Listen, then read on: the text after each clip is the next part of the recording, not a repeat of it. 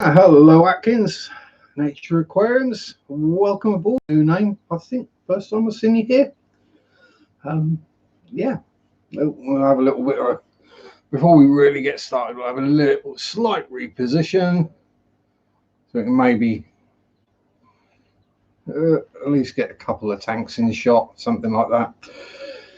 Hey, Chewy. Yep, happy Metal Day. So first of all, hope everyone is well and safe. Hello, Lisa. Hey, Patrick. Yeah, feed your creatures. Yes, so I was on with Ro at silly time this morning. Yeah, I think that was about 4:30, 5 o'clock in the morning here when I was on. Yeah, a bit scary, a bit too early really for me to be up and about, but hey, there we go. Large quantities of highly caffeinated soft drinks. Hello again, Kenny. How are you? James Fisher and Fever, just in time for waffles. Good to see you here. Hope your finger's healing up well from the piranha savaging. Bob, Kayla's Aquatics. Hello, my friend. How are you? Hope you're all well and all your furry and finny friends are good as well. Main's House Fur and Fins. Hello. Another name I've seen around. Good to see everyone here. Welcome aboard. Godfather. Oh, there's actually a fish and chip shop not far from here called the Codfather. You can't resist that kind of joke, can you? So what we've been up to this week in Sharpie's fish room, not a huge amount. The baby apistos, there are fewer of them now, but I think it's like the second time I've got them to a fortnight old, so they're doing well. Starting to look like apistos now.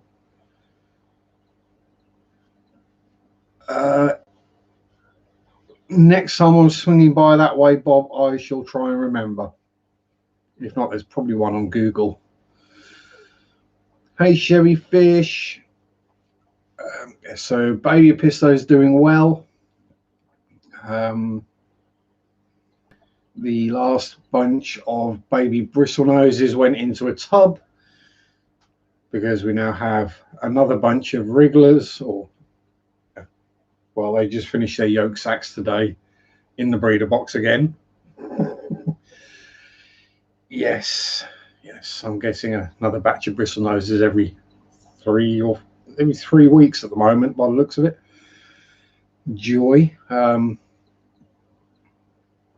the crebensis, yeah, I've got a funny feeling they're breeding in there as well, because the female is staying in the cave and the male's got all his breeding colours on. So we're going to be overrun with cribs again very shortly. What else is happening? The shrimp tank is continuing to do well. Engelbert is doing well. For those that don't know, Engelbert is my better. For the others that don't know, that right there is Spaz, the Senegal Bashir. He's got weird taste in food. He's lately taken to eating algae wafers. Put them in for the bristlenoses. Dave there, Bertie's in there somewhere as well. And yeah, the carnivorous predator decided it likes eating algae wafers. Stood and watched him munch 3 of them this morning. only I can end up with a vegetarian predator. Hey, Big J, how you doing, my friend? What else is going on? So yeah, so everyone in there is doing okay. The clown loaches pretty much hide up now most of the time. They've realised that there are fish in there that can eat them. Hi, Undertaker Calloway. Good to see you here. Always always glad to see new faces. I will, not necessarily a warning as such, but my streams do tend not to be entirely about fish. Just whatever comes up as subjects matter. Could be fish, music, movies, models, paranormal, weirdness, bad jokes, food, all sorts. So then moving along that way, we've got the little CPD colony with Tanky, the first baby Episto, who I'm pretty sure is a male now, judging by the size of his mouth and tail. So won't be too long before he needs moving out, or he might start eating the CPDs. And as you may have seen from the thumbnail, the shell dwellers, which are just here, one in particular has been doing the aquascaping. As you may know, I pulled out there was a plant pot filled with gravel that I was trying to grow plants in, which one of them kept digging up. So I pulled it out, filled the gap in with sand, probably about 5 pounds of sand. And one of the little shell dwellers has managed to dig it all back out again. He's pretty much down to the bottom of the tank now. So I've got a level of substrate in areas of that tank that would make father fish jealous. Hey Larry D, how you doing? Hope nothing too hot for you lately. And Dan, how are you? Dan keeping fish, my good friend. And Seagull Target.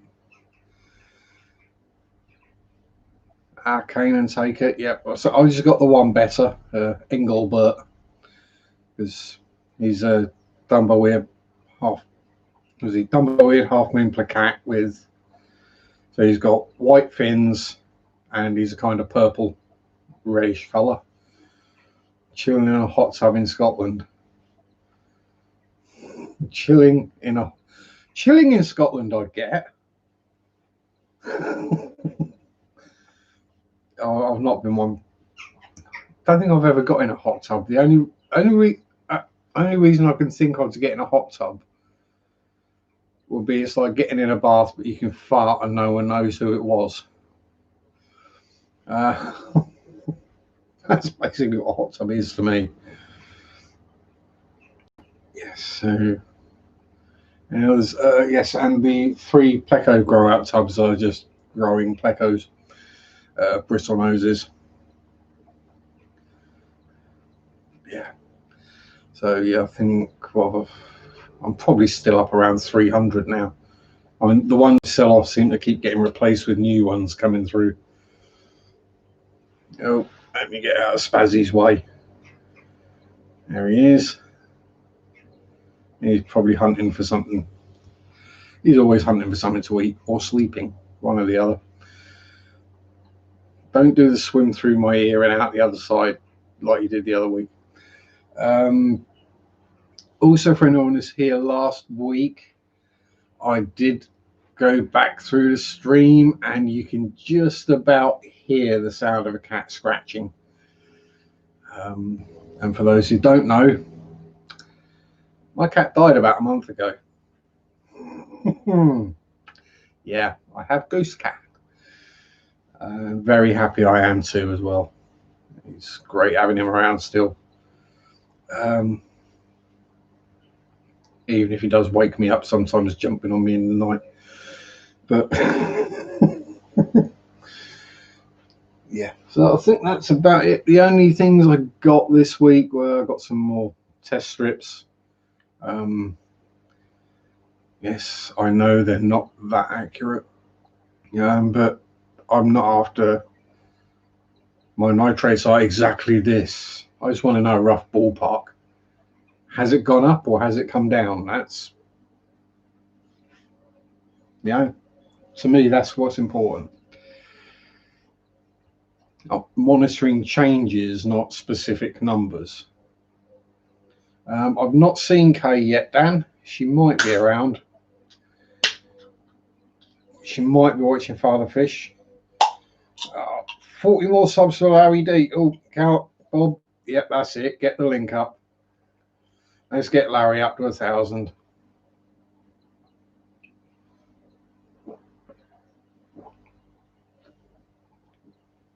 Yeah, I watched it, Dan, and as you say, I don't know how accurate people want it.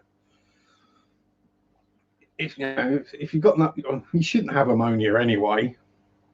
If you do something gone badly wrong, there's something dead in there, or you've managed to kill all your bacteria off. You shouldn't have any nitrite either. So you're either checking for nitrate levels, which you check 1 week and you make a rough note of where it is on the chart on the, where are they? It's the cheapy Aquacare ones that we get in the UK. So you just look at the color chart and you go, right, that's where it's at this week. Then next week you can go, it's a bit higher. I better do some more water changing. Or actually, it's gone down. I can leave it. I do a smaller water change. To me, that's enough. As far as I'm aware, I'm not keeping anything that is that sensitive to water parameters now. Taking the human fry to the shop. Oh dear. That's going to be for sweets. Well, there's going to be sweets when you come back anyway, or candies. Yeah,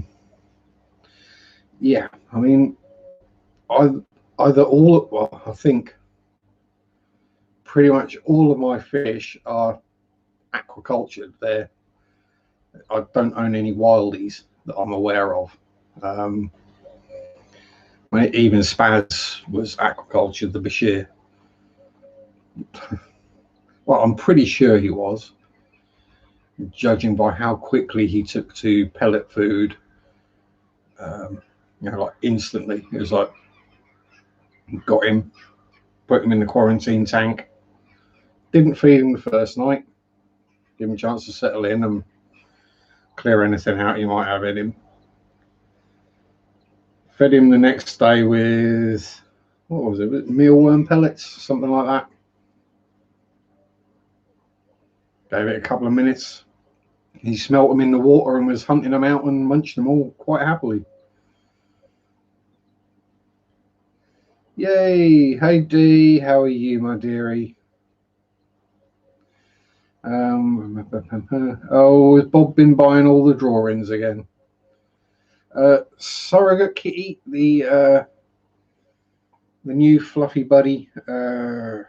Yeah, doing well. Taking it slow and steady. We are at the, doesn't run away from a fuss anymore. Sits there, has a fuss, gives me a head rub. Happy to be picked up and cuddled.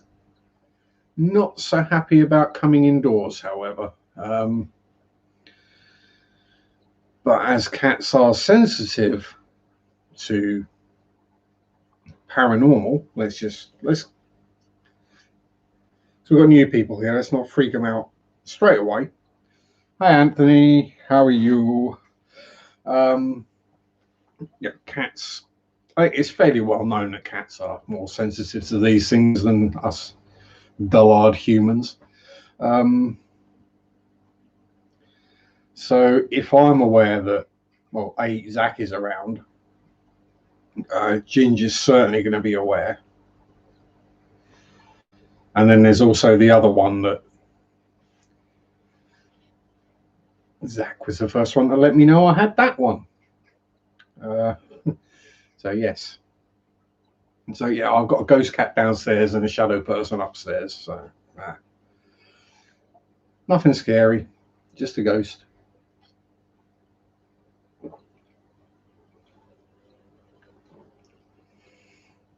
Oh, such a nice person. Oh, for some reason I'm having throat problems today.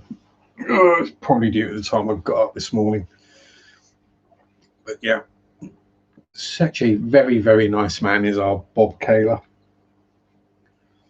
And did I see hit, was it 1,700 subs now, Bob? Congratulations.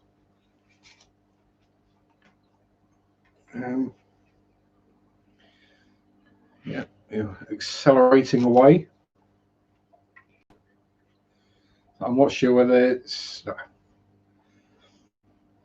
well, no, there's the fact that Bob is awesome is the reason his channel is accelerating quickly and doing really well.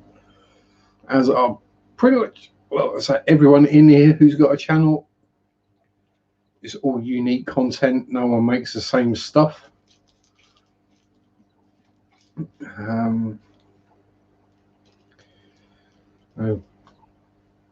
My videos are fish and models. Larry's are fish and hot sauce.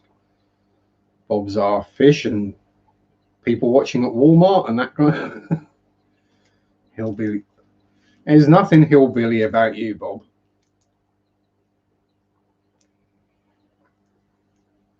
Especially not now you had a haircut. I mean, I'm getting there. I've still got the full Rona rug going on. But it looks like my hours might be sorting themselves out at work, so I might be able to actually book an appointment somewhere. See if we can get this shortened a little bit.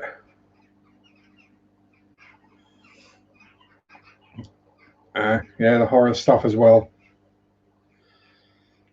I mean, yeah, it's not good. I mean, it's okay because I washed it.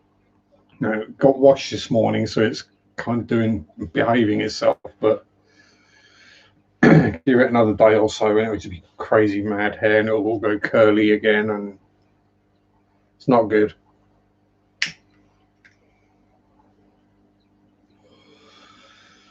But then, given the fact that at work at the moment I'm wearing a mask all day, if I get a haircut, no one's going to bloody recognise me.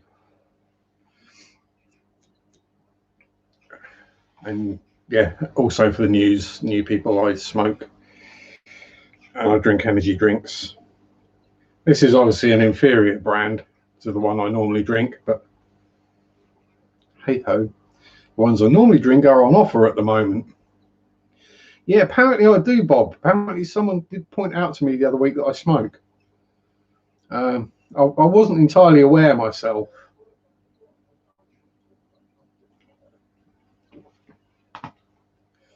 I thought I just got a bit of a cough every now and then and a bit wheezy, you know. I wasn't entirely sure I smoked.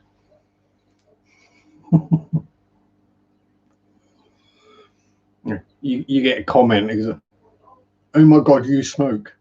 Like, yeah. And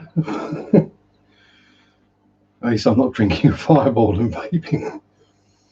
Yeah, exactly. Well, one, no, can't drink Fireball because former alcoholic, and vaping, well, that's just smoking for quitters who can't quit. That's last year's 30th anniversary of the Moscow Peace Music Festival. Oh, sweet. Smoking is like totally bad for me, but hey, not smoking is totally bad for everyone else around me. So, you know, win some, you lose some.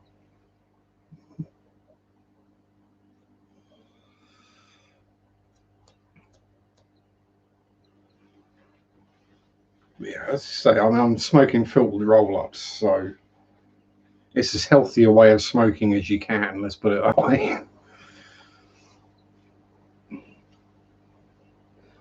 Because, you know, I'm pretty sure that inhaling vaporized liquid is probably not a good idea. Yeah, just my thoughts on that subject anyway.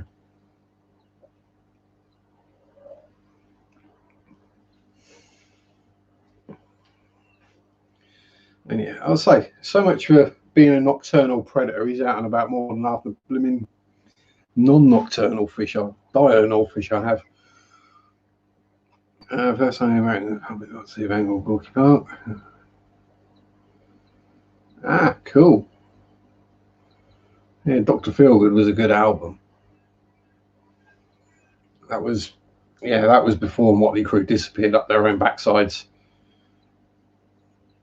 in a way that basically all the hair metal bands did.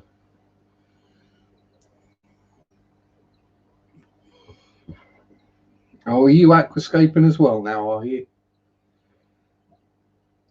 Yeah, and you're spitting your sand over where someone else's burrow is. Yeah. I swear the sand in this shell dweller tank is just going to do circles around the whole tank. One digs it out of where they want to be and spits it out into the next territory, and they do, yeah. That substrate's got to be at least 6 inches deep in places now. It's just ludicrous. Hey. So yeah, back to the fishies. Yeah, I did buy 5 more shrimp this week. I was looking for other stuff, but they didn't have anything else I wanted. So I thought, now what? 5 more cherry shrimp ain't gonna hurt the colony.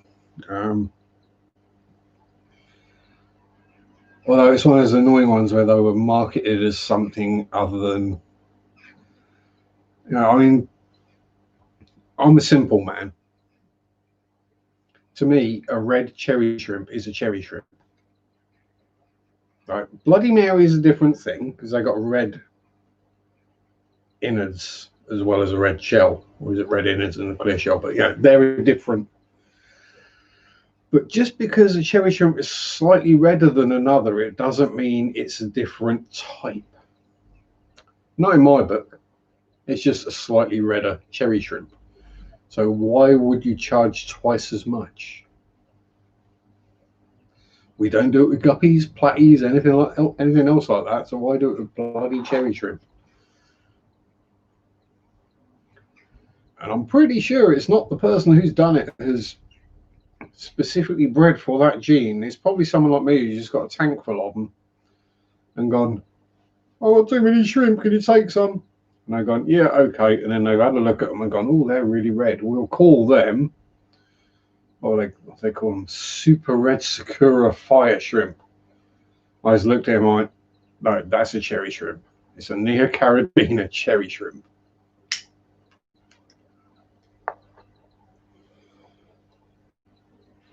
And the fact that they wanted £21 for 3 blues and they really weren't very blue at all. They were basically clear with a slight tinge of blue. I was like, no, I ain't touching them ones. But yeah, so now we got more reds, blues, reds, reds, blues, yellows, and oranges in there. So who knows? No sign of any planaria, which is always a good sign for me. So fingers crossed, we might get the shrimp colony back up and running.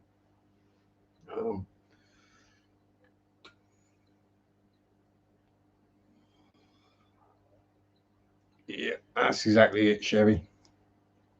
That's probably why I got them at normal cherry shrimp price. So I knew what I was talking about and looking at.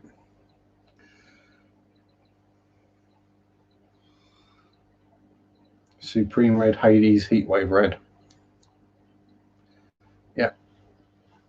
I might just have to give one of my fish or shrimp a name like that and just see if anyone buys it. See if anyone takes it. Oh, wow, really? Yeah. Or just breed them all back to brown naturals and really rare brown cherry shrimp. I've bred out all the red.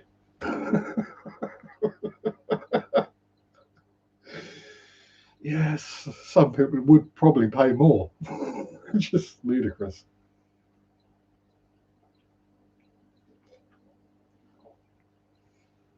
Yet when you take your fish or shrimp into the shop, you get a base rate. So a shrimp is this much, a bristlenose is this much, whether it be a common brown, albino, yellow, red, longfin, super red, longfin, super red. You'll get like 50p a fish if they're at least an inch long without the tail, which is why I'm having a problem getting rid of them. It's, when you got a lot of them and they get a bit overcrowded, they don't grow very fast. They eat and poop like bloody machines, but they don't grow very fast. So I need to clear some out. Oh wow, yeah, that's very good of Bob to sell them for only 25 bucks a piece.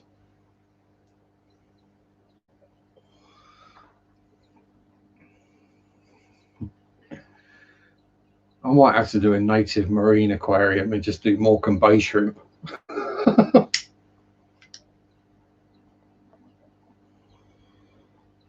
Yeah, well, so we go back to the guppies, where I see on mainly on the American channels, or when you do store tours or sites or whatever, and it's like red cobra mosaic guppy blah blah blah blah blah, and like, or whatever it is, some posh name that's about 30 words long, and you go, that's a guppy. It's not £40 worth. It's £2.95. That's how much that fish costs. I'm fairly certain probably most American guppy breeders on Chattanooga Red probably have an absolute ball in a British guppy shop or British fish shops. You'd see guppies he'd probably never seen before, and they're like £2.95. It'd blow his mind. Bless him. It's like, yeah, it's just a guppy. If anything, it should be less because it's massively inbred. It's more likely to die young or develop health issues or deformities, or, oh no, what, your magic beans still haven't sprouted, James? Oh no, gutted.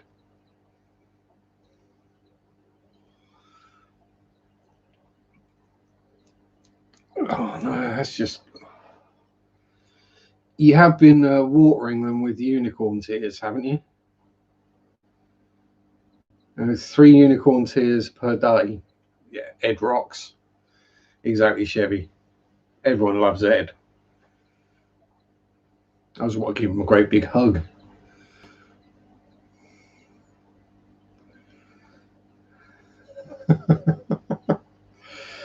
Yeah.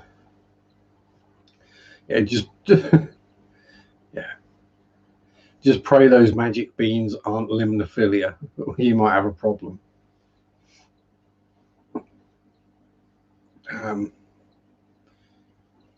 Yes, you can probably see I've got rid of most of it in here now. There's only like a couple of stems, but it grows about 6 to 8 inches a week. And there's the nitrate levels in that tank are like at 10. Mind you, there aren't many fish in there anymore, so it's not a surprise. And for what is a 45-gallon tank, it's very understocked. It is just stocked with rather large fish, and I have to be a bit careful what tank mates I put in next. Is I could probably get away with like more ember tetras, because the Akaras seem to be leaving them alone, and Spaz not bothering with them. They're too small to bother eating, I think. But anything probably guppy to platy size is probably just called a snack.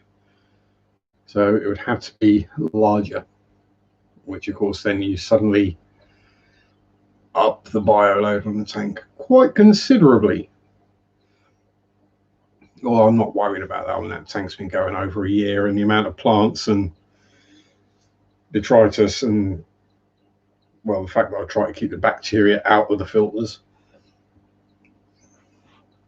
I think it could probably cope with quite a large bioload increase without any difficulty. I've got other tanks that probably wouldn't. mean, to be brutally honest, I'm kind of scared to do a nitrate test on the Pleco tubs, because I just don't want to know what the nitrate levels in there are, even though they're getting 50% water changes every week. The sheer levels of poop that turn up in there, it's just, yeah, you'd probably go off the charts, I think. Hey, fish are fine, they're healthy, they're growing. Oh, thank you very much, Bob.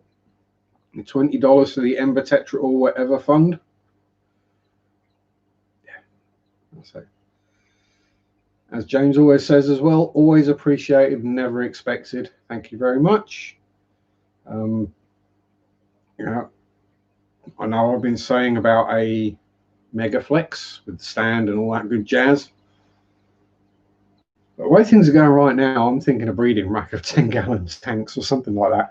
You know, something I can just grow babies in. Because, as I say, with the Epistos going, the bristlenoses, if the quibs are starting, and then if the Acaras are starting as well, I'm going to get swamped. So might be time to think about a grow out rack rather than another display tank. And maybe like half a dozen, maybe 10-gallon, 40-litre tanks, and see where we go from there. Because it'd probably work out cheaper long term than a flex. They're going to have to hose down for the break. 10th birthday cookout. Oh yeah, you don't want to be smelling like an old man, do you, Bob? Yeah, you've got to smell good and look clean. Have a good scrub and a scrape. Don't want to go scaring the kiddies. Oh, I do that anyway, just by appearing. It scares children.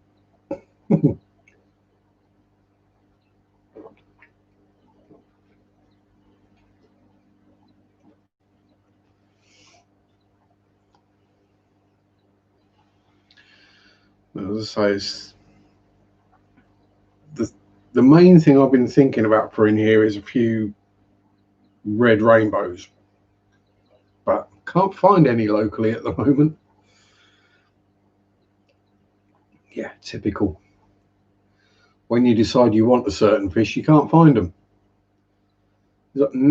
Now I've got nowhere I could put a pair of Epistos. Suddenly everywhere's got Epistos of all different flavors and types. It's like, damn. When I wanted Epistos, I had to travel an hour to find one place that had a couple of them.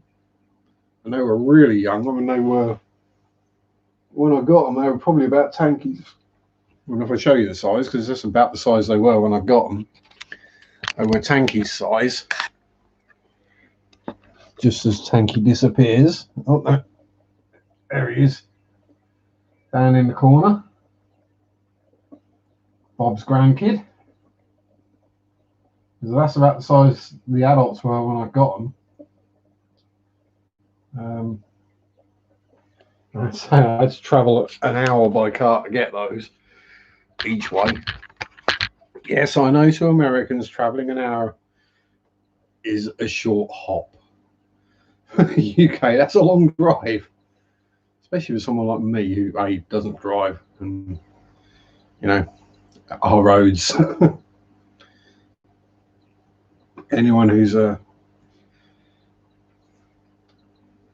well, let's just say if you watch the dash cam videos from the UK, you'll understand.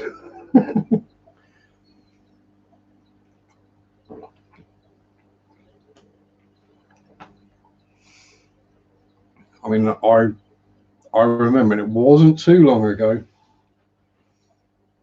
when the main road leading from Norwich, which is the big city in this part of the country, the main road from that through to London was a single carriageway road until you got out of Norfolk. A single carriageway, I think, all the way pretty much to Cambridge, which is about half of the distance to London. yeah, it's only recently we got a dual carriageway put in. So yeah, and that was considered the main road, an A road. So you don't want to know. So B roads are smaller and twistier, and it's not a classification, but you then get what I'd call a C road, country lane, and you get what I'd call a D road, which isn't a road, but for some reason, if you encounter a car coming the other way, one of you is going to probably have to back up a quarter of a mile to get to a point where you can pass each other.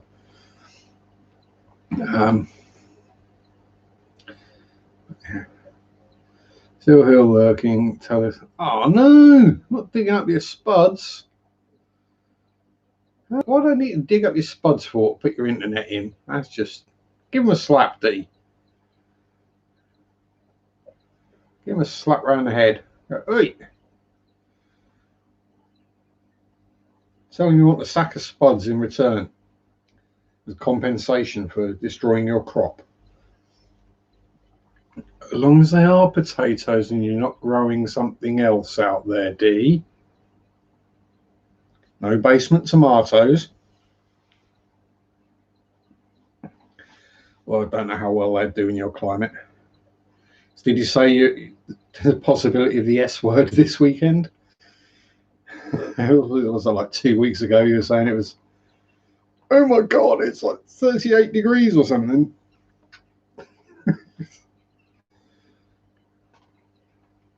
Oh, yeah, you're allowed to grow. Yeah, I forgot about that. Yeah, you have more forward-thinking and liberal laws than we do on certain things. Although my theory is now the government is realizing just how big of a hole the whole corona problem has caused in the budget and national deficits and debts and stuff. They're going to be looking for a way to get money back relatively quick. And I'm pretty sure one way they could make a massive amount of tax would be to legalize cannabis. You know, given the amount of tax that's on cigarettes, if they put the same amount of tax on that, they'd make a fortune virtually overnight. Potatoes. Yeah, spuds. Spuds, tatties, taters. Tatties, James. Tatties. I know what your mind's like. It's almost as bad as mine.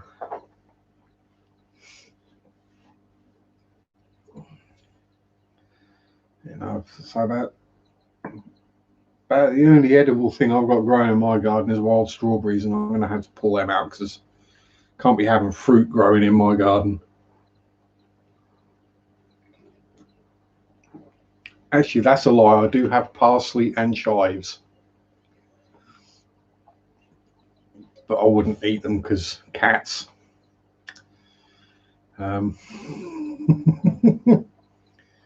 You don't want to be tucking into your lunch and going, this is particularly piquant.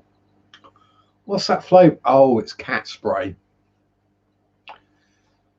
Yeah, things you don't want to know what they taste like.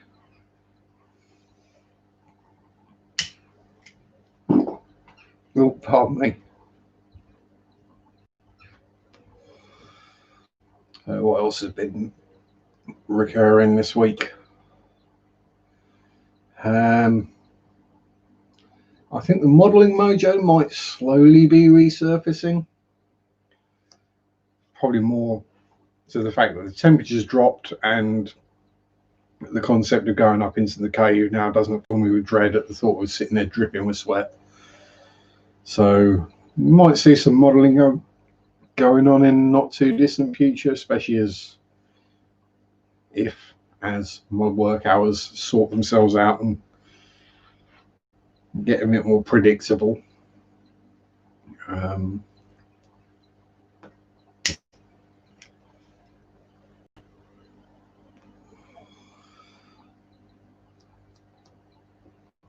then I do have to get used to going to bed a bit earlier though. The older finishing at 11 does tend to screw a bit with your sleep patterns. And it's not like every night I finish at 11. So yeah. If you have a solid shift pattern, your body adjusts to that shift. Yeah. So, right, I'm used to getting home at this time, it takes this long, I can go to sleep. Whereas if one day you're finishing at 11, the next day you might finish at 6. Then the day after that you might be starting at 9 in the morning. Your body just all over the place, so it's like sleep whenever you can.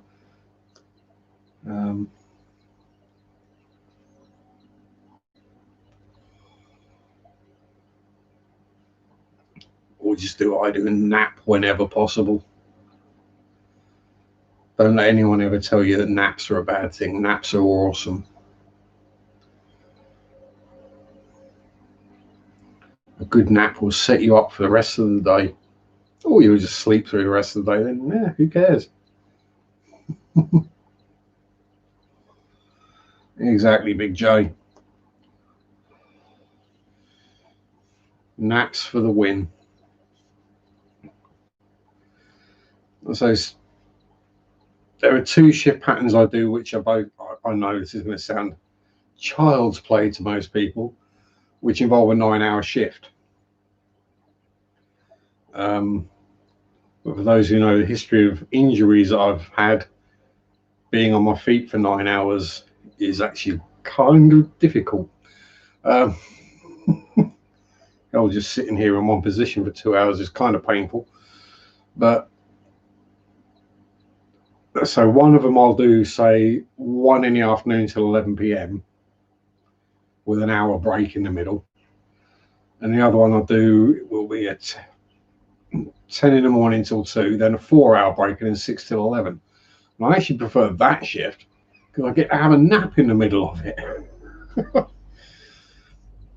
You know, I do the morning, come home, have a bit of a munch, have a nap, have a bit more of a munch, go back to work.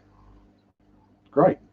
Better than come home, sit down for 45 minutes, eat, feed the fish, smoke, go back to work again. That's just long enough for your body to go, oh, it's time to relax, and then you're trying to move again. And I seize up fairly rapidly. Yeah, it's just all the various broken bones, injuries, age creeping up on me. I just need to work out how to levitate. That's best invention. Exactly. Spanish did one really good thing. Siestas.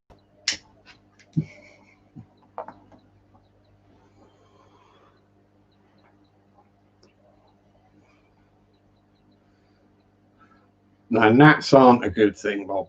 Well, I mean, they're, as long as they stay outside and they don't bite me, which they do anytime they get anywhere near me. For some reason, I'm super tasty for a gnat. Yeah, they're great if you've got a stagnant source of water outside, because then you can grow live fish food. Other than that, yeah, they chew lumps out of me pretty much. I've just got to walk outside to get ginger fuss and walk across the grass in my shorts, and I'll get at least one bite on my leg from one of them or something. Someone will take a chunk. Although, given the amount of caffeine and nicotine is in my bloodstream, I'm surprised it doesn't kill them. Using a series of grunts and hand gestures.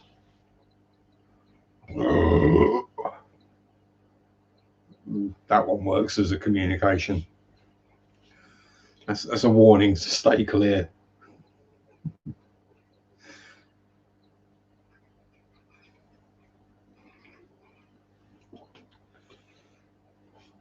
So what else has been going on in the world this week?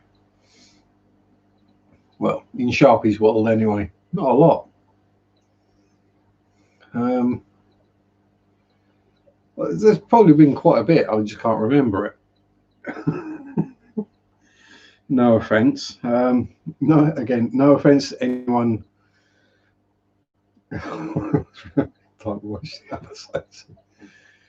Just stand downwind, Bob. You'll be fine. Downwind, clean side towards people. Just fine. Yeah, I say anyone whose videos I've watched this week and I've completely forgotten about, but were awesome. Sorry. It's not intentional. It is just my brain. As I said before, I can remember some really random facts, and then I can't remember what I was doing yesterday.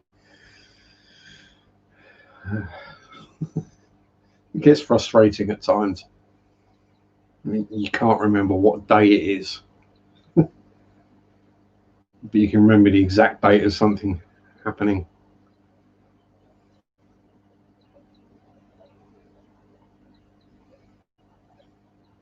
Yeah, I'll say, Chevy, yes. Some people just, for some reason, mozzies, gnats just don't bite. They don't go for. I remember one year, several years ago, went to a barbecue party, birthday party thingy, and stayed the night, and nobody else got bitten. Like, no one else got touched. I was absolutely covered in mosquito bites. I mean, even had them on the soles of my feet, which was really not fun. I don't recommend that to anyone, especially in hot weather, which obviously was. Mosquito season is generally hot, or gnat season over here. Yeah, there's just something about me they like. I wish they didn't, but they do. It's like horseflies will leave me alone, and they generally don't go anywhere near me. But other people, as soon as they're anywhere near a horsefly, they get bitten and have a big allergic reaction. I did get one try bite me the other year, but I felt it, so it died. I didn't get any reaction to that at all. Didn't even get a red bump come up or anything. There's other people with massive ulcerated sores and pustules and God knows what going on. Yeah, I mean,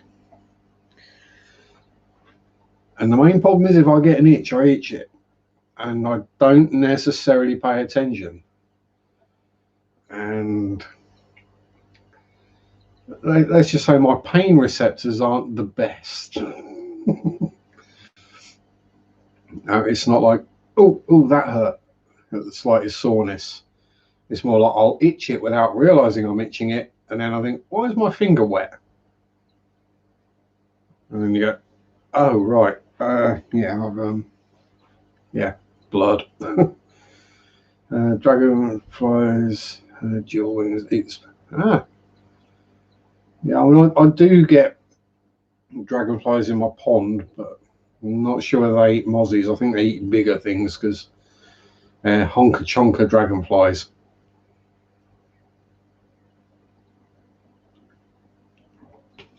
Plus, I have dragonflies and I have mosquitoes. Some bigger in one isn't eating the other. I saw a bat go after one of the dragonflies once. He got close enough. He was like, nope, not going for that. Too big. When you see a bat literally abandon the hunt. I don't know what flavour they are, but they are one of the larger British species. I also get the elephant hawk moth as well in the garden, and you don't want them banging into your lamps. The elephant hawk moths are huge. again, huge for a British insect anyway, or whatever they are. Probably some something or other, lepidopter rather than an insect. Not quite sure. All I know is they make a satisfying thud when you slap them with a paper.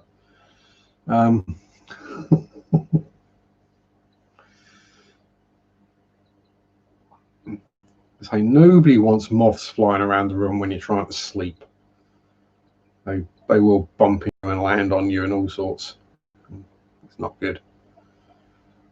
You know, yeah, he's showing off again. I'm sure his tail's going orange, you know. Hey, you turning orange on me, are you, Spazzy?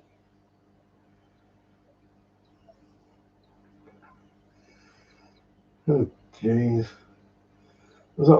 I've had him 2 months, and he was the size of a bristle nose when I got him, lengthwise, and he was like a little twig. He was almost eel shaped. Well, if I put my hand up, because he won't be scared of me. He's a chunky boy, isn't you, hey? Yeah, but you're happy fishy, ain't you, Spaz? Yeah. Yeah, you're not scared, are you? You showing off your smile? Yeah, and your teeth. Yes, I know. I can see your teeth. I should just get the camera over. As he disappears off, let's see if we can have a. Let's see if we can play. Zoom in on the Spaz. There he is. He's a happy Bashir. Oh, and an electric wheel Cara. And the random surviving Ember Tetras at the back. But yeah, oh, there's Bertie. That's the size Spaz was like two months ago. Now look at him.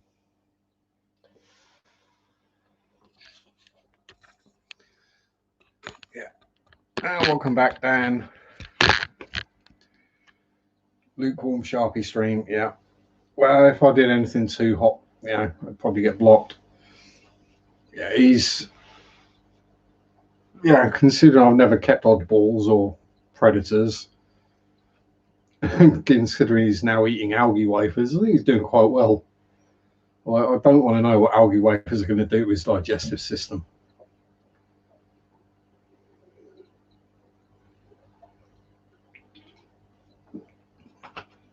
I mean, if he's anything like me, go from mainly carnivore diet and then you start ploughing a load of vegetable matter in there, I reckon that tank is going to get cloudy. I'm not looking forward to cleaning that filter next week. Let's put it that way. Mind you, can't be any worse than the bristlenose tubs for filter gunk. Those things are horrific. And yeah, I clean out all the filters in those every week. I should put a light on. Not that it's going to make much difference. There's a low energy bulb, so by the time it actually kicks any light out, the stream will be over.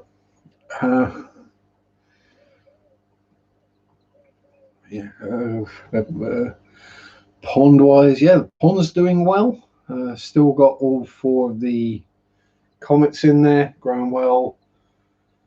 The dwarf water lily, which I thought might have died, has now got 6 leaves on it, so that's obviously just a late bloomer.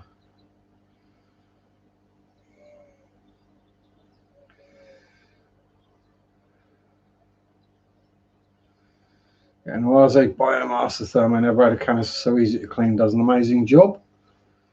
Cool. It's one of those things where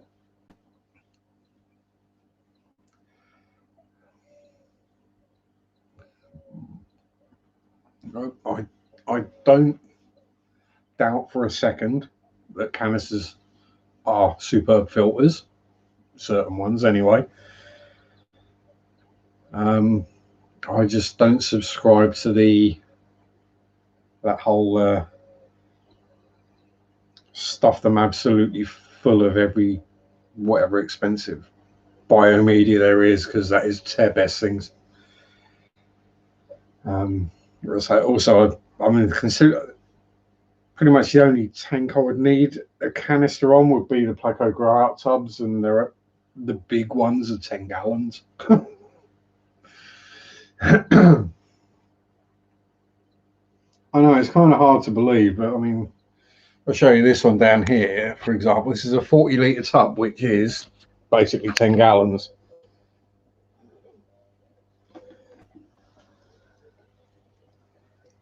And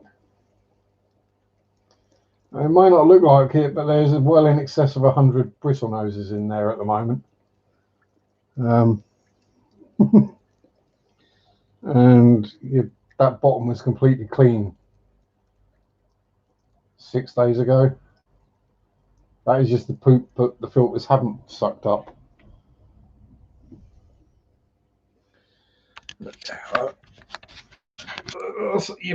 You are right there, Dan. I mean,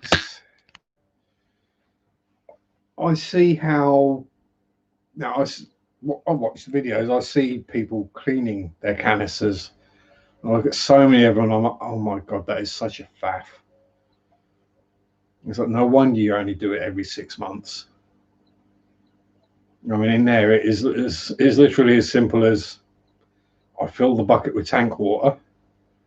I'll pull out the box filters down that corner, swish out the floss, chuck it back in, fill up another bucket with tank water for the water change, flip the U4 forward, lift the lid up, take the sponge out, clean that out in the water, put it back, job done. Right. Now, I'd rather do that once a week than every 6 months deal with what I see coming out of some people's canisters. You're like, oh my god. Yeah. But yeah, so I remember watching your video on the Biomaster, and especially having it's got the pre-filter on it as well, hasn't it? Which you can literally just pull the pre-filter out, clean the sponge out. You don't have to turn everything off and disconnect everything. You just turn the filter off and pull the pre-filter out, squeeze it out, chuck it back in, job done. Just makes a whole lot more sense to me. Jason, Redfish, Bluefish, welcome aboard, my nerd. Nerd. Hey, we're all here, we're all fish nerds. And being a nerd these days is far cooler than being a jock.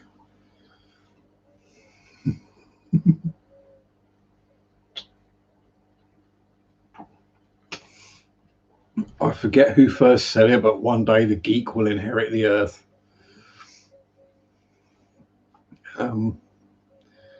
It's just the way things, as technology's progressed, being physically imposing and impressive isn't really that useful anymore.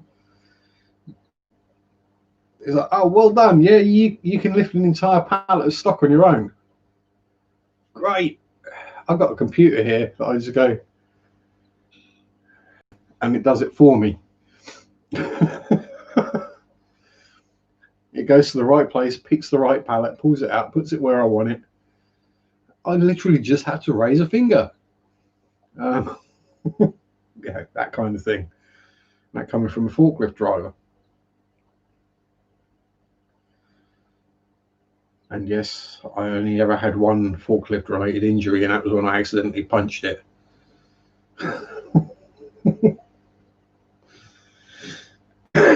And I didn't even run anyone over either, which is also quite a surprise. Did squish quite a few spiders.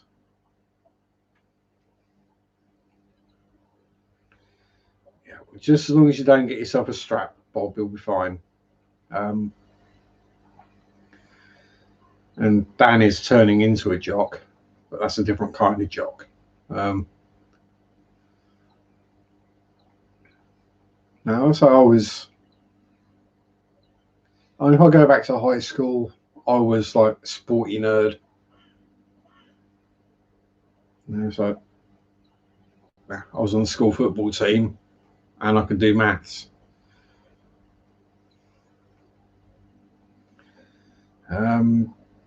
Culmination of all technologies moving forward. Dainty supermodels in warehouses and factories. I think the culmination of all technology is that we don't need to do anything. There will basically, I forget who it was who first posited it. It was quite a while back, I mean, decades ago. Might even have been Freud or someone like that. They posited that the human race was split into two, and there would be the ones with the larger heads and the bigger brains that would be the master race, as it were,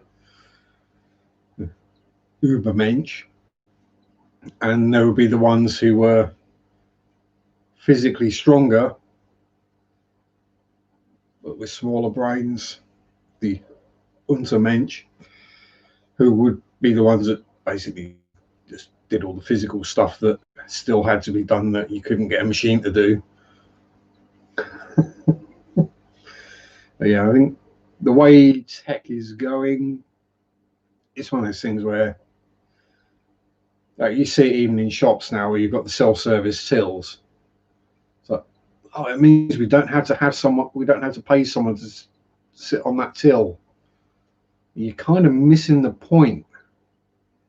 You still have to have someone stood there for every time it goes wrong, or someone doesn't quite know how to work it.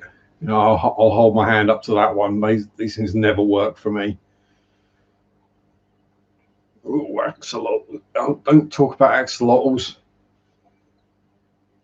Mary loves them, and Anglia Aquatics have them in stock.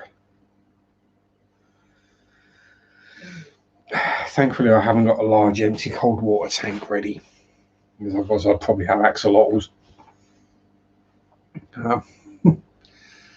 Amber, my lovely, how are you?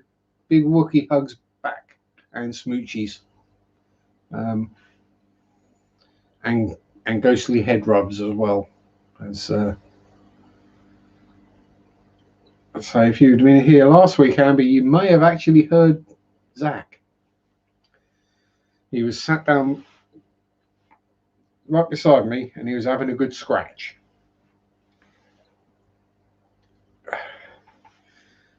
No visible cat, obviously, nothing, you know, nothing there, but it was the unmistakable sound of a cat having a scratch.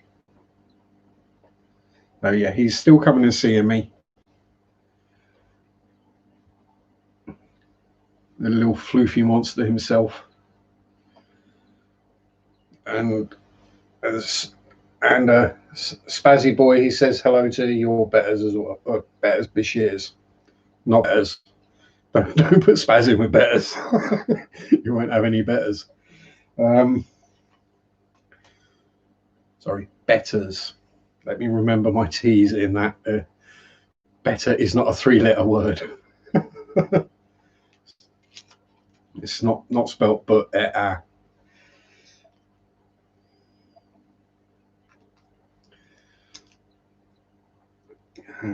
yes, there's that. Is there anything else going on interesting? Not hugely. I'll say the Epistos are doing well. Yeah, pretty much everything's doing well. If you didn't hear James, who's still here, baby cribs, yeah. Probably just a matter of a couple of days now before I have more baby cribs. Looking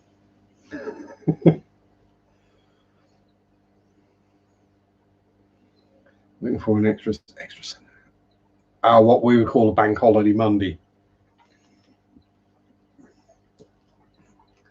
Yeah, we had ours last week, August bank holiday. Confused quite a lot of people because a lot of people forgot it was going to be a bank holiday. Then they went to go to buy food or stuff at Sainsbury's and found it was shut, or came into the shop looking for the post office and, well, why is the post office closed? Bank holiday. Oh, that's it. You keep popping those links out Bob. Oh. Oh no, and then he deletes, he puts a link up for someone, then he deletes it. I don't know. What do you like, Bob? Or was that a link to a Bikini Bounce channel? Or Naked Senior's Stickball channel?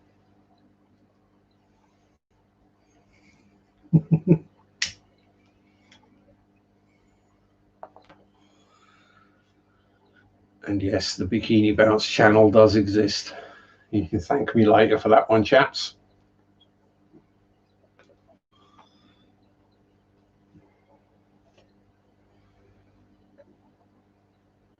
Oh, you got your big bank holiday this week, Dan. Cool.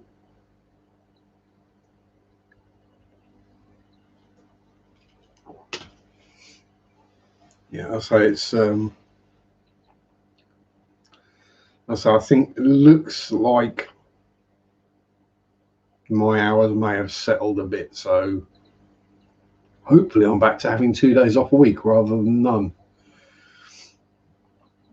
Because I worked it out. I came back from a week's holiday, 7 days, and in, what was it, 21 days, I had 2 days off work. Oh no, you forgot to put the... I swear one of these days you're going to rickroll me though, Bob. I say, I'm already subbed to Larry because I like fish, I like hot sauce, and I like horror.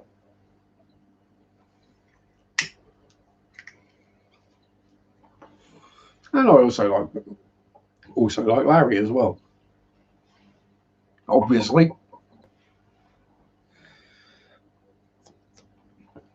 Exactly, we like Larry.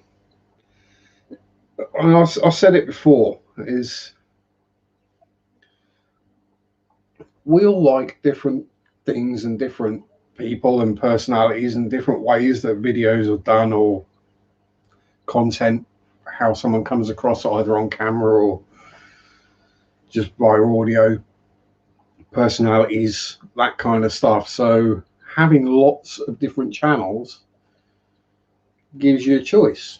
I mean, I know for a fact there are certain modeling channels I don't watch because within about 2 minutes, the guy's voice is just like, oh, God, no, I can't deal with that.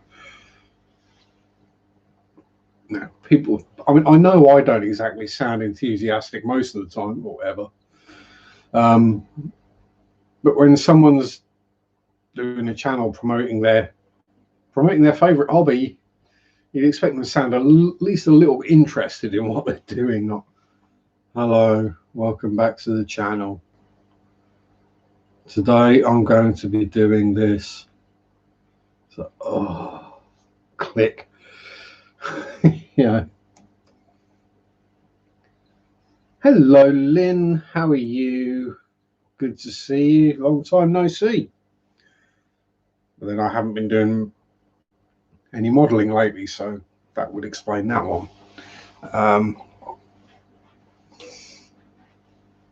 Yeah, I'll say I think it's also kind of a British thing where and a generational thing where the super hyper up and energetic and whatever just doesn't go down well with us. It's like, whoa, no, calm down a bit, calm down. We're 30 seconds in, we don't need 300 cuts and edits already. Okay, calm down. It's a relaxing hobby you're talking about here. It's not the last lap of the Indy 500.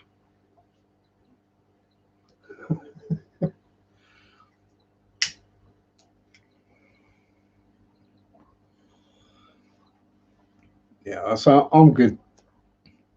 Pretty much all good here, Lynn. Nothing majorly to grumble about. I'm relatively healthy. I'm alive. I haven't caught the Rona. I've got a job, got a loving girlfriend, an awesome fish fam, good friends. Only thing missing out of my life is Zach. But he's still here in spirit, so, you know, I've still got that.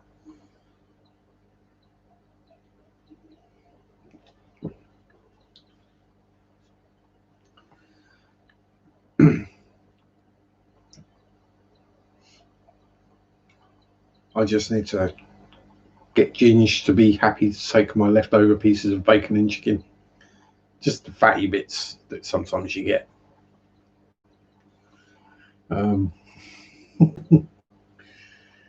Didn't get a chance to do that with Zach. As soon as he knew I was eating bacon or chicken or something like that, he'd be sat in front of me, looking at me wide-eyed, purring, dribbling, got his two little front legs doing his little dance on the floor, all excited. And you can't say no. And that's where what did you have for lunch? I had an and egg sandwich. What do you mean, and egg? Well, I didn't get any of the bacon.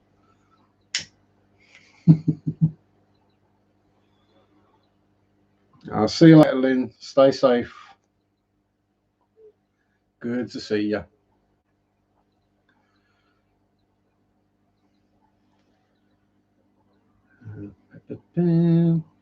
Yeah, so that's it. Kind of lost where I was now. What was I rambling and waffling about? Brain fart, senior moment.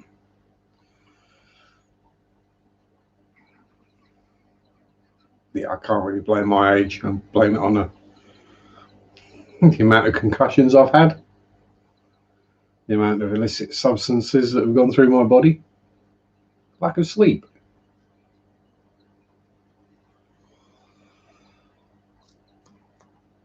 Or just my brain being broken. Take your pick. It's one of the above.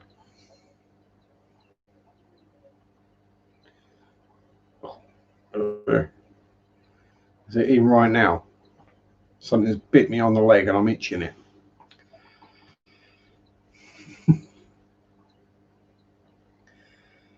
Because I went out earlier and said hello to Ginger in the garden. Something's bit me on the ankle.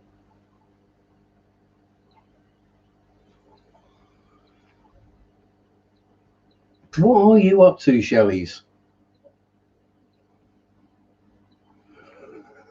Jeez. If you dig any bigger a hole, it's just going to be whole. Right? Are you telling me you want me to take some of the sand out of the tank? Is that it? Eh?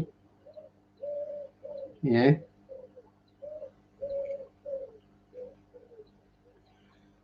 Eh?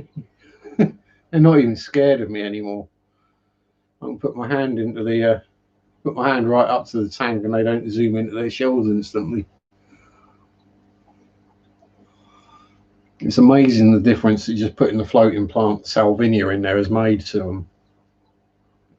They just feel so much more secure, I guess. Obviously, it's also blocked some of the light out, so it's a bit dimmer in there. If anything, they're covering up even more. So they're actually looking really stripy now. And starting to get blue eyes as well, which is a bit strange. I didn't know they'd had that, but so yes, the Neolamprologus similis. No babies yet that I've seen, but hey, we'll give them a good chance. I gave the butterfly cichlids a year, so we'll give these guys at least that amount of time. If not, I'll just keep them because they're cool. Although one looks like got a rather full belly or something. It might be eggs. Sure, I'll find out soon enough. Actually, what I'll do is I do need to go and wrestle the crocodile, as it were. So if I spin you round and angle you down slightly. Excuse the fact that there's a mattress on the front room floor, but Mary's been over today. You can watch the Shellies while I go for a wee. Back in a minute. Oh, he says as he tries to get around everything without falling over.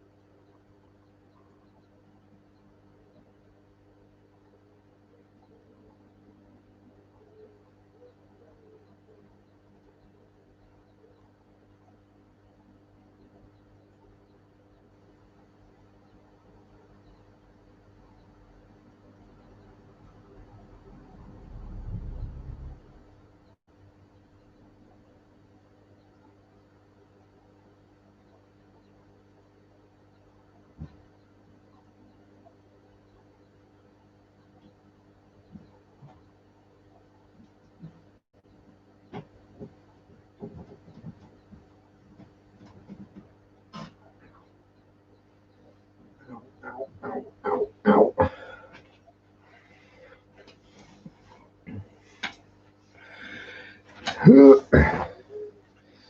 There we go, back again.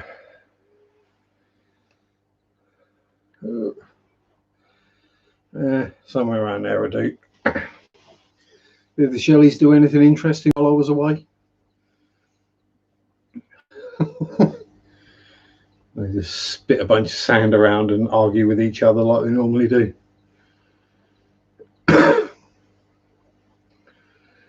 Oh, that camera angle feels a bit weird. Let's bring it back up a bit. That's better. Oh, Dave's out and about again. Dave and Bertie. Yeah, the two remaining copper harlequins. Two remaining ember tetras. Shrimpies. Ah, yes, all the shrimpies that are in there, all four are still doing well. The two bamboo shrimp and the two giant African wood shrimp. Not exactly giant, but you know, plenty of growing yet to do. They're all four still in there. There's half a terracotta pot tucked down in the back there, which is where JC lives. B lives over in that corner.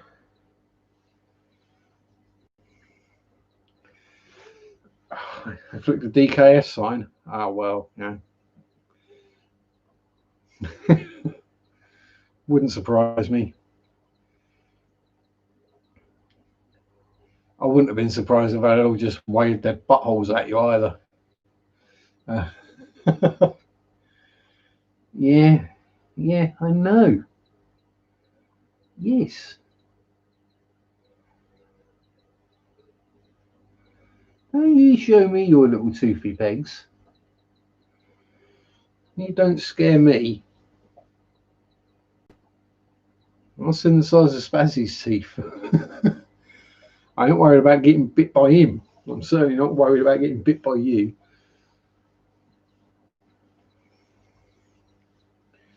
Yes, I know. They are just fascinating to watch. I can sit and watch them for ages. Fish science food. Where is it? Where is it? It's around here somewhere. The tropical fish worm pellets. Going well.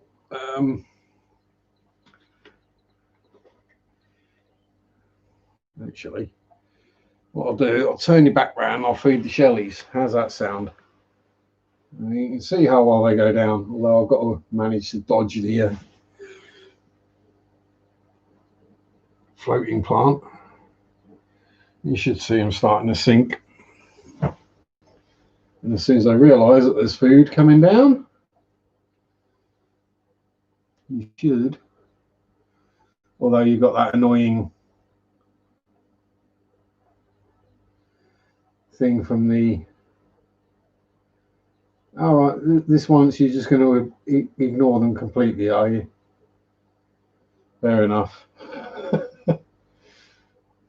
It's because I'm sat right here. They're a bit nervy, but yeah, it's going well. Everything generally enjoys eating it, except me. I've not tried it, obviously. What is it? What's in it?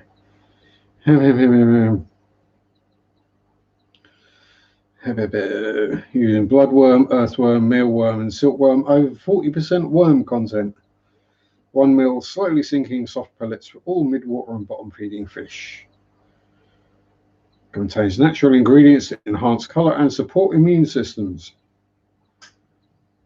Yeah, so looking at 44% protein. We've got vitamins A, D3, E, and C.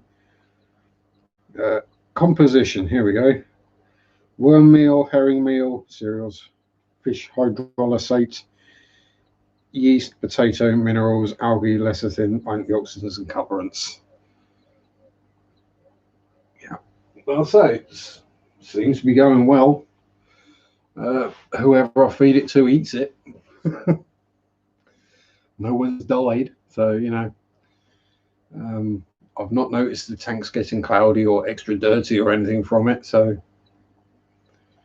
hey, as you can see, I've got dozens of different types of food. I feed different things at virtually every meal time, so they get a good mixed diet of either what is easiest to feed that time or what they haven't had for a while. About the only thing I really don't feed is the flake.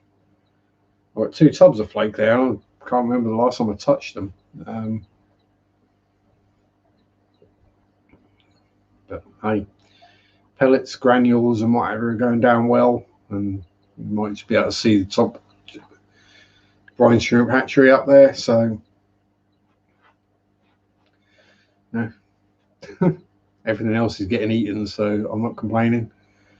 Tetracolored tropical granules, spaz snacks. Yeah, I figured to make sure he was getting some of the food, I'd get some food that was too big for anyone else.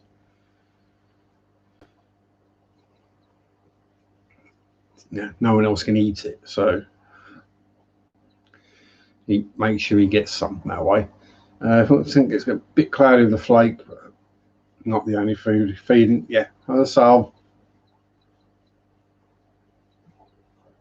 I've yet to really find food that nobody likes.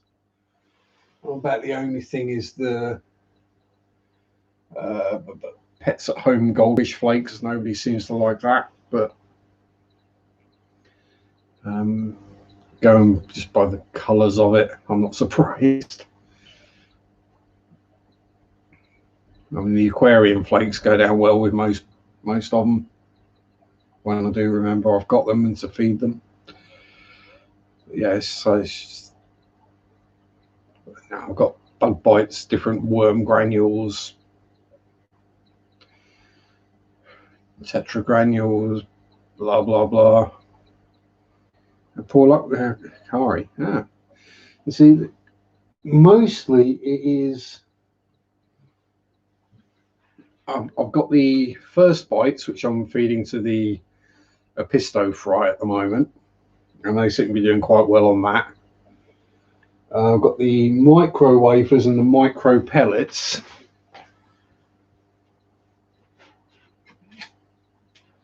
Packs I've yet to open because I haven't finished the last pack.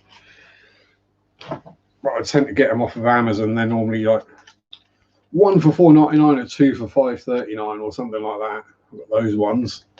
They both go down really well. The micro pellets, I think, are the exact same thing as the first bites, are just in small pellets. Because if you crumble them up in your hand, they just turn to dust almost instantly. But again, yeah, everything eats them quite happily. The cichlid pellets are floating pellets, but that doesn't bother Spaz. He soon sniffs them out and comes to the surface and chomps on them. or once they've been floating around for a good few minutes, they sink anyway, and then he finds them at the bottom. But the bristlenose is, there's one sat here. She's still doing a good job of eating blackbeard algae and baby snails. Yes, I know. I've got a bashir that eats algae wafers. I've got a pleco that eats snails and blackbeard algae.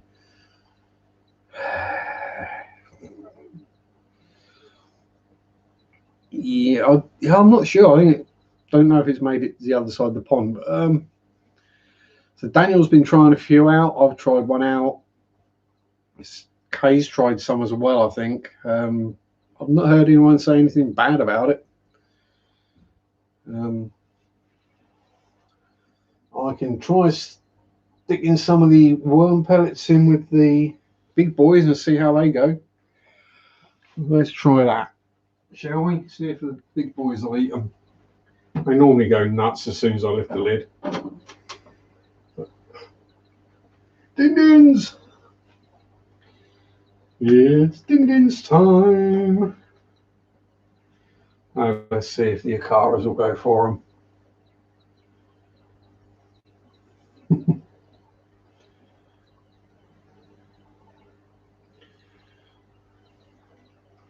Yeah, they go down well with the Acaras. And we'll also, just so Spazzy Boy don't go hungry.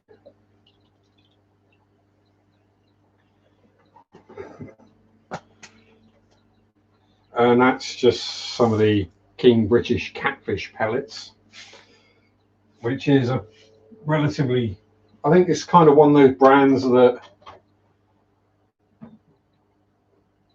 people kind of scorn, but the catfish pellets certainly go down well.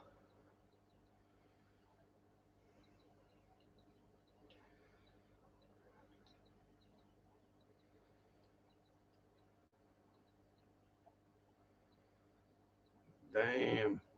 I've not tried the bug bites fry, but then I've not seen it in a shop anywhere. So, but yeah. And as you can see, I mean, that's the first time those guys have had their Fish Science mealworm pellets, and they soon disappeared. And then obviously they're used to eating the catfish pellets.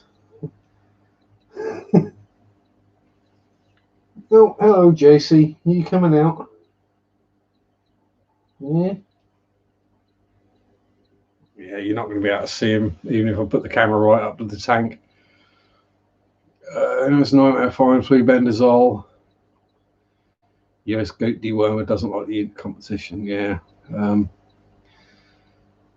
So we over here we have to buy things like that as dog dewormer, basically.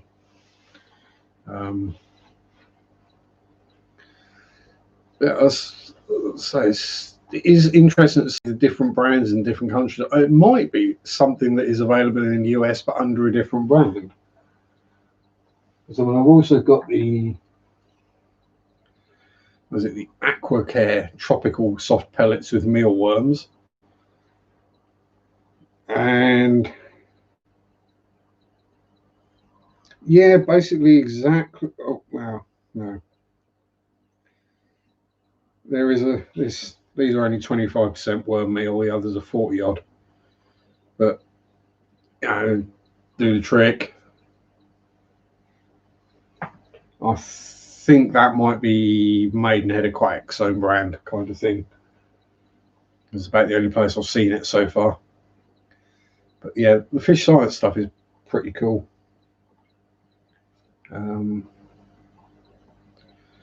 I haven't seen. I'm assuming they do algae wafers. That's the one thing I do go through a lot of. And I buy the big tubs of the Serra algae wafers, and they're not lasting very long now. And that's on top of everything else I feed. Needs losing the mountain, so I'll lose signal in a couple of minutes. Okie doke, Bob. Good to see you as always, and thank you for the super chat again. And watch out for Sasquatches. and mountain lions and bears and anything else that could eat you.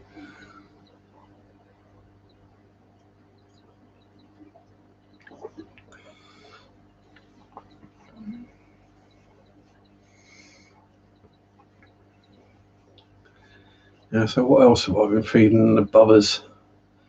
So first bites, I've got Tetramin fry food, liquid fry number 1 and number 2. Number 1 doesn't really seem to do much. Well, I think that's less of a fry food and more infusoria food. So you feed that, and then the infusoria and microflora and fauna flourish and grow. And then the fry can eat them. First bites are small enough for baby pistos can eat them from day one, so you know they're small. And it's good the way you just get a pinch, pop your hand in, and you sort of rub it, and it all sinks. Whereas I found with some of the other powder fry foods, they either clump together into a big lump and you just plummet to the bottom, or just end up floating on the surface.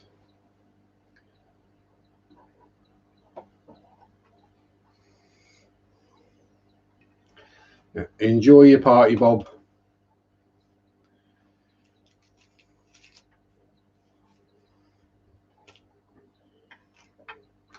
I personally speaking, a 10th birthday party, not really my cup of tea. But then I don't do parties generally anyway, so.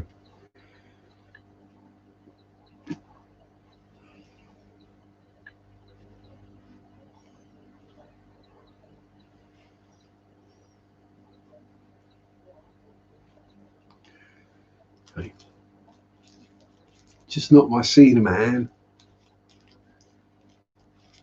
Oh, I think the kiddies' birthday party would probably be better than an adult's birthday party, simply because it'd be over sooner and I could go home and go to bed. Because I'm a grumpy old git. And I like my bed. Yeah.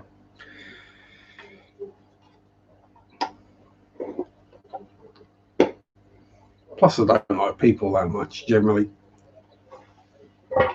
We've all been there. We've all gone to, or been invited to, or had to go to a party of some description, and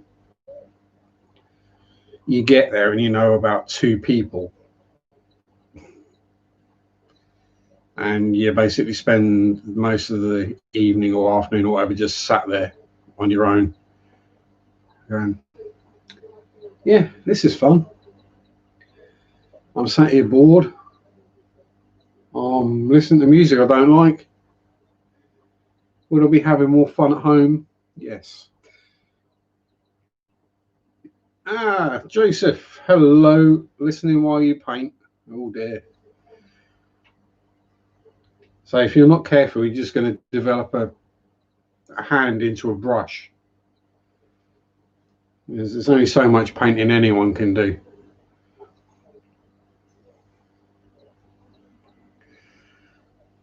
Balloon animals. Oh yeah, Bob's balloon animals.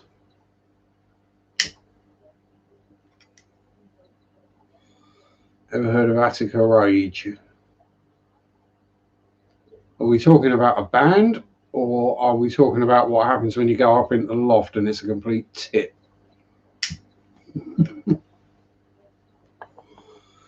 Yeah, that will say no, I haven't.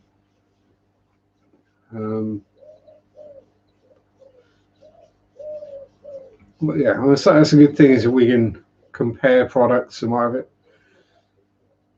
Because I'm pretty sure that most things are available in most countries. They just have a slightly different name on it. Cool.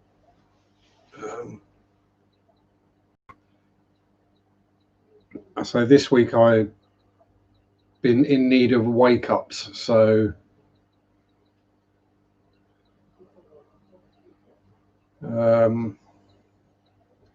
yeah, so musically I've been listening to quite a lot of Swedish industrial metal. Let's put it that way, shall we?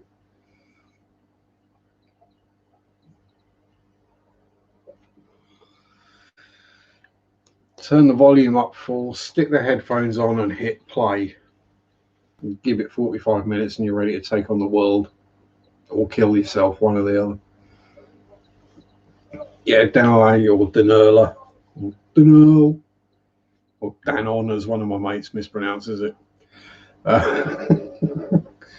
Yeah, Tropica plants. Yeah, so most of the plants in my tank, I think pretty much everything in there is Tropica. And I think pretty much all my plants are Tropica. Or what's the other one? I think it is the same brand, same factory, just with a different label on it, kind of thing. What we got here? What was that one? Yes, it's either moss or salvinia. Yeah, Tropica.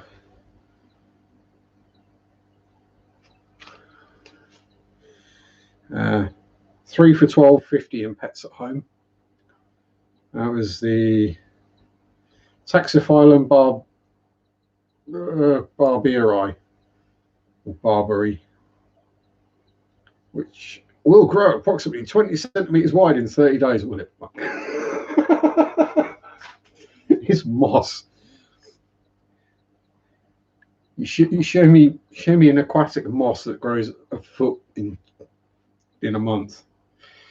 There ain't one. Denali, yeah, Denurl. Some of the old Peaches hits. Oh dear.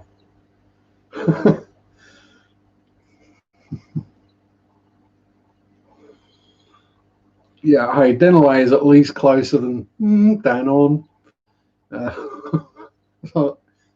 was like, what are you talking about, Danon? Yeah, you know them plants. You mean Denurla or Denurl or yeah, that's the one, Danon. Oh Jesus.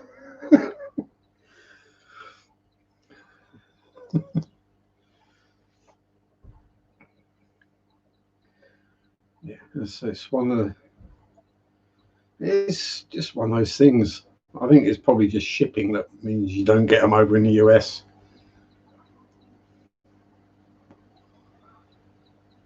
Either that or they think there's a competitor that would outcompete them, and it's just not financially viable. But I think there was talk about them opening a. Actually, what would you call it? It's not a nursery. I suppose it probably is a nursery for plants. Because non-aquatic plants you buy from a nursery or you grow in a nursery. So can't see any reason why aquatic ones would be different.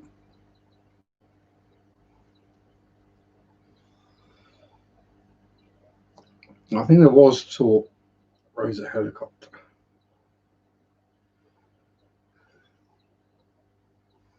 Yeah, I'll say it's been Misery Loves Co that I've been listening to this week. The first two albums, the eponymous debut and Not Like Them.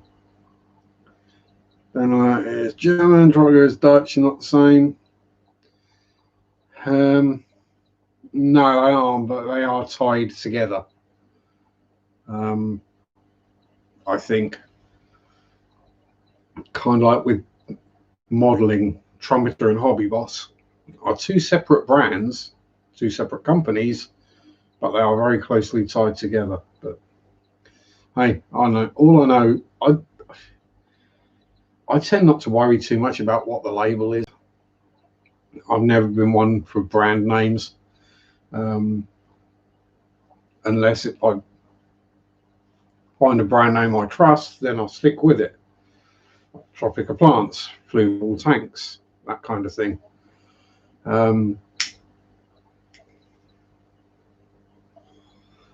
I won't be buying another superfish tank, that's for sure. Because that glass is so thin, it's unreal. I reckon if Tanky swam at the glass hard enough, he'd break it.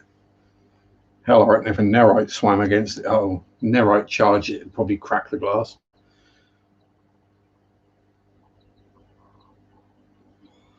Ah, yes. That's probably where the micro, yeah. It's just nurseries.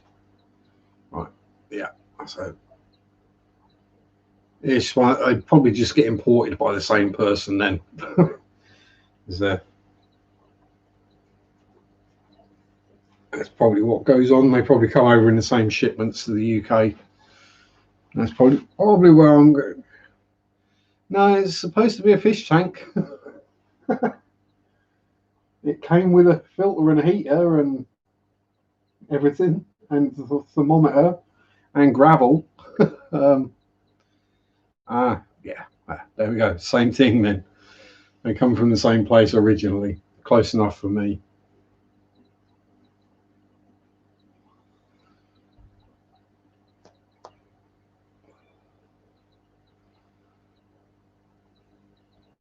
Yeah. Like a lot of things these days, it all comes out of the same factory. Thank you very much, James, for the poop emoji and the 99 cents or $1, which tells me you're on an iPhone.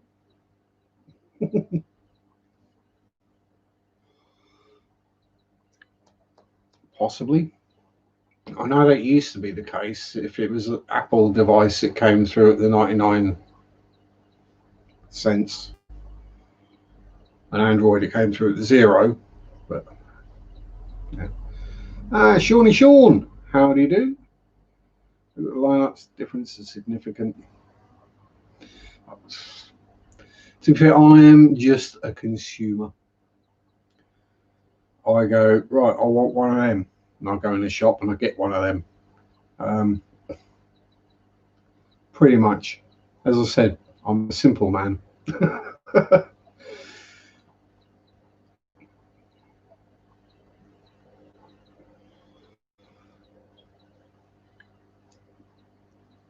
And as Sean's here, we'll turn the camera around again, just to make Sean smile a bit. Oh, try not to knock over the ashtray. Or would it be easier for me to just move the camera? There you go, Sean. Shelly's digging away and doing their thing.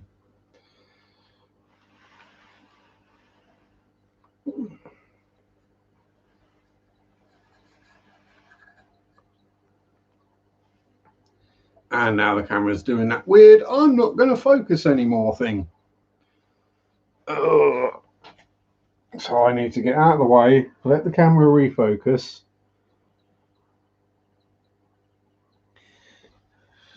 And then get back in the way without falling over.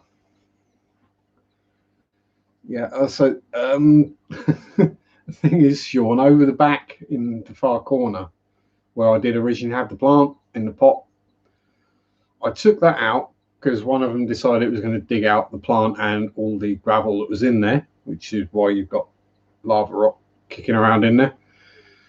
I thought, right, okay, fair enough. You don't want that there, so I'll stick face to display food in the prior tank. Yeah, fair enough. It's gone across to everyone then. I do apologise, James.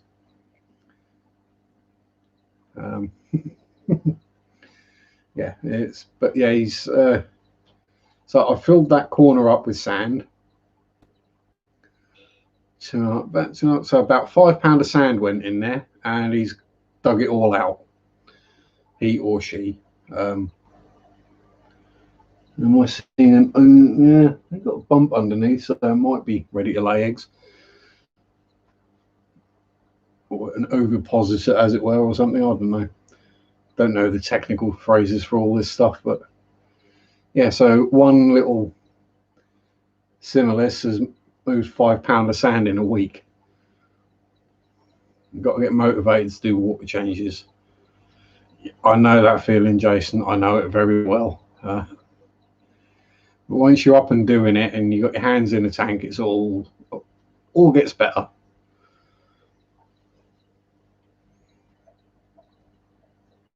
But anyway, thank you for showing up and have a good week. Take care. Don't do anything. Well, no, don't do anything I wouldn't do is a bad thing for me to say, isn't it, really?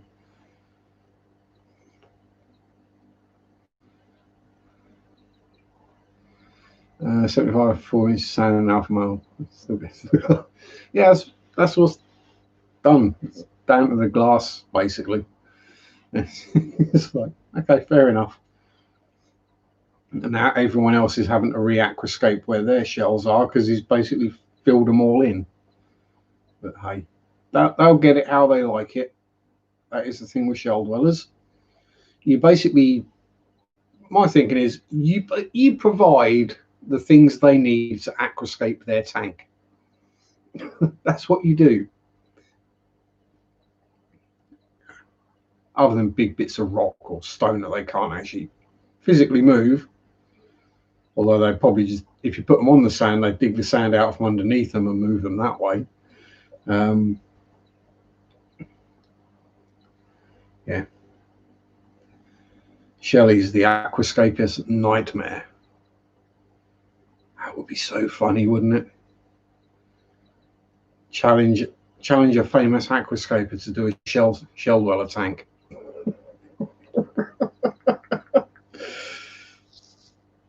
Here, escape this sucker. Let's see how well that one goes. Yeah, 2 days I won't dig, then collected and decided it needs a rescape. Yeah, that's pretty much what happens. It's like, yeah, not really sure I like it like this. It's like those people that decide they need to redecorate whenever the style or the fashion changes for a colour. It's like, but the dromedary yellow is out of fashion. This year we need to go with Bactrian orange. Yeah, there'd be a lot of plants glued to rocks. Yeah, it would be. And any low down would probably get buried.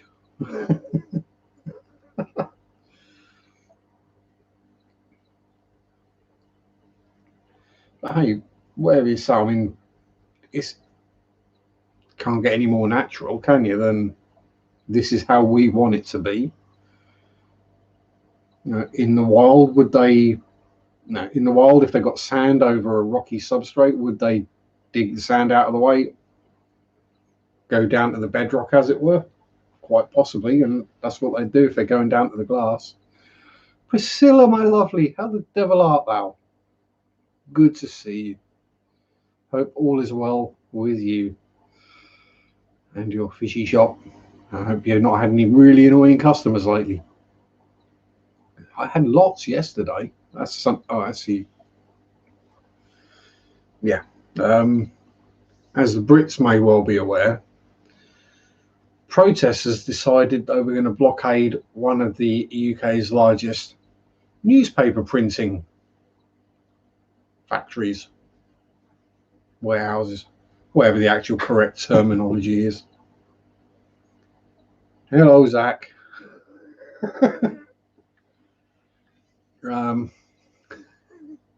Yes, my lighter just went flying across the floor. Ooh. It was sat on top of the backy tin down here. Hey, little buddy. Throat sore from smoke. Other than that, pretty good. Oh dear. Well, my throat's used to smoke, so yeah, I'm all right. Always better for seeing you, Priscilla. Anyway, and I hope they get the smoke and the fires under control and out fairly rapidly. Yeah, so protesters, for whatever reason, decided to blockade the printers. Now, as some of you may know, I work in a convenience store / newsagents, which, sells newspapers. See you later, Dan. I'm trying not to think about you naked. And we have paper boys go out and deliver all the papers. 40,000. Oh, geez, that's one hell of a fire. I hope that's natural and that it's not someone started it on purpose or anything like that. Hey Lee, my dearie. All the lovely ladies are turning up now. Mwah. I hope you're all well and good and safe and happy. Yes, so obviously we didn't get 7 of the biggest selling papers yesterday.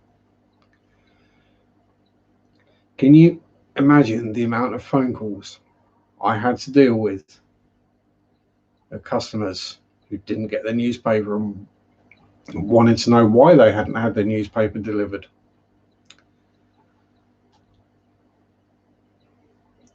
Yeah, I was basically on the phone pretty much solid for 6 hours yesterday, saying to people, yes, sorry, protesters have closed the factory, the newspapers haven't been printed or haven't been delivered, blah, blah, blah, blah, blah. I was like, oh, I personally, if I'd have been one of the lorry drivers, I would have just drove in anyway if they hadn't got out of the way. That's their tough. Yeah, unfortunately, I can. Oh, this isn't exactly going to take me very long. But yeah, that was really annoying. Thanks, protesters. What you've managed to do is pee people off, aggravate them, and get them to turn away from what you're trying to protest against, whatever it was. I'm guessing cutting down trees or something. I mean, I'm fairly certain that the wood that goes into making newspapers isn't like high quality. It's probably the bits they can't use to make planks. It's like they make the planks and then what's left goes in, and sawdust goes into making newspapers. That's what I would have thought anyway. So you don't waste it. But no, I'd have been better off protesting outside a lumberyard. But hey, given the process you guys have got in the States at the moment, yeah, I think I'll keep our newspaper protests. It's a lot easier to deal with overall. Nobody died. Nobody got shot. Although if people had guns, probably they would have been.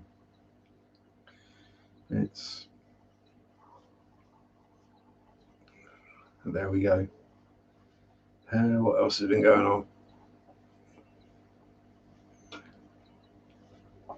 I have been watching Hayley's videos. Always impressive.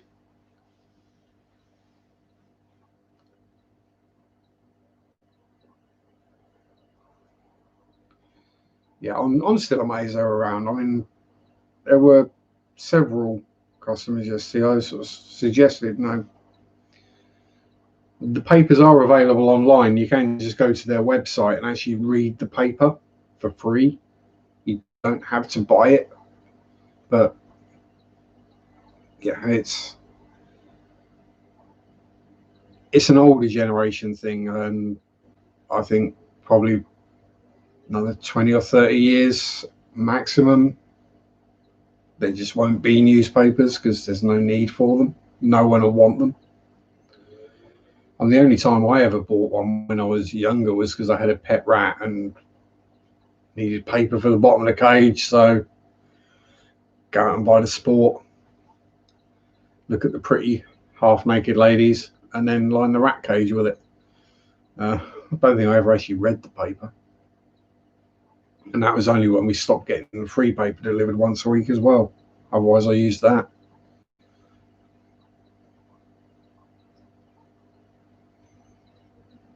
Yeah, it's like newspaper, magazines as well. Again, I think a lot of it is an age group thing. I mean, I tend not to buy magazines.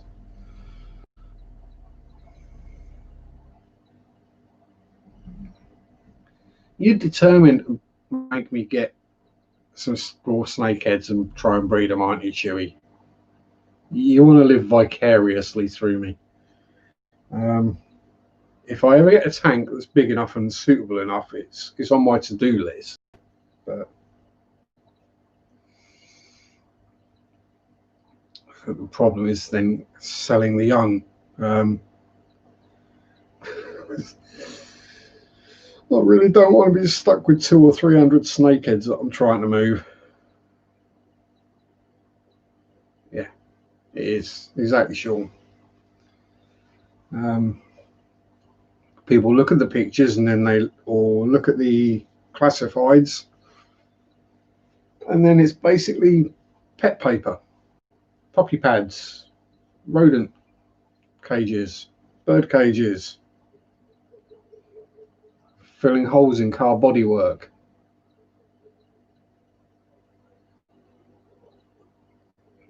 Yeah, I possibly would be. It's homing them while they get to a big enough size to sell. That's the problem. Again, where my thoughts go to, do I get a grow out rack rather than a Mega Flex?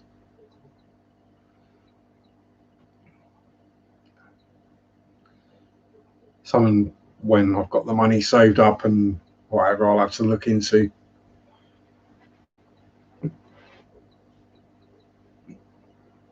Yeah, it's the working out how much a rack and half a dozen 10-gallon tanks with heaters, filters, blah, blah, blah, blah, blah, would cost versus a Mega Flex, and then everything I'd need to put in that.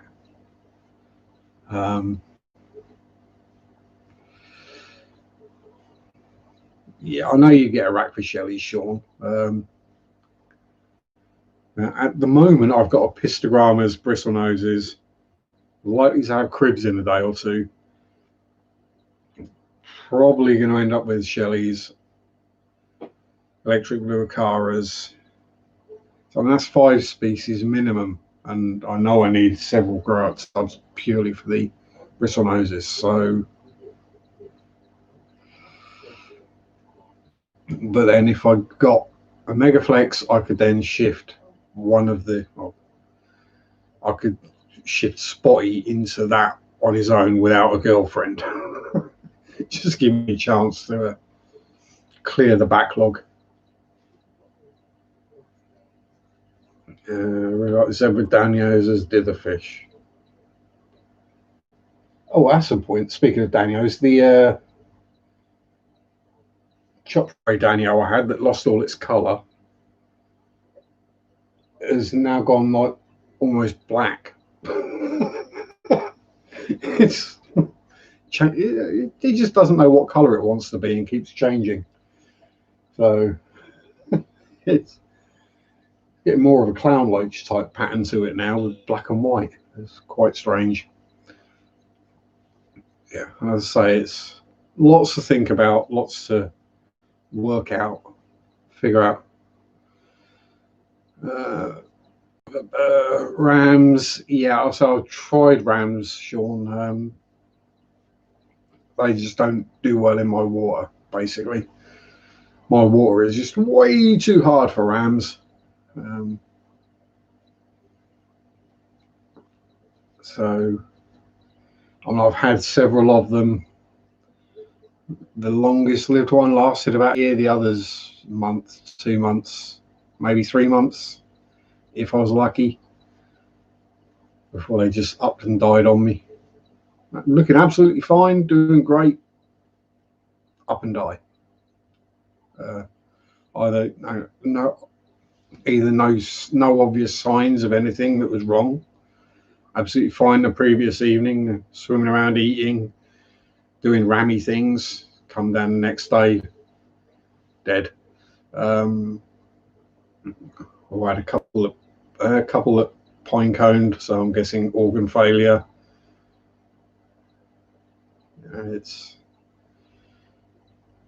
But weirdly, the pistos seem to be doing great. There's every day you swim with the fries, so I can handle more overcrowded conditions. Cool. All food for thought for the future. So a lot of thoughts. It would be pretty much the last tank or tanks I got. as space and plug sockets. That would be the other thing, is do I have enough access to power to be able to run a grow out rack? Would I have to get another socket fitted?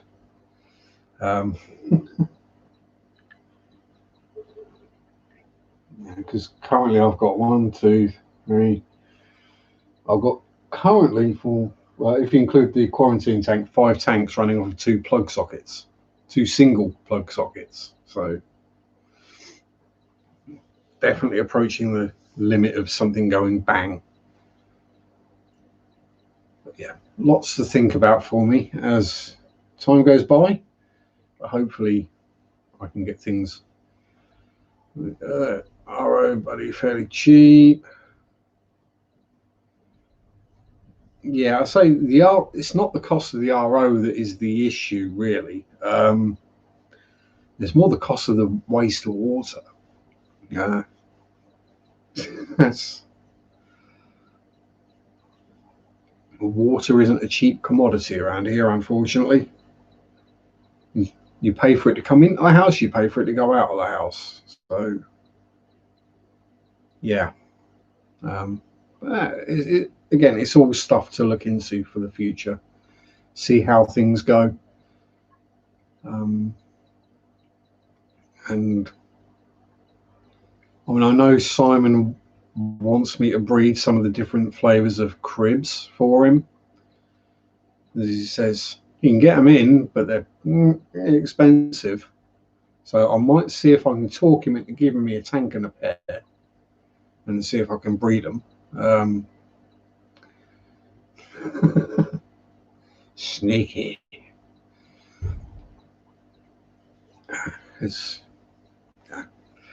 Anyway, before I completely fry my brain and end up spending all night awake with fish tank questions running around in my head, and spend half of tomorrow on Amazon and wherever looking at costings,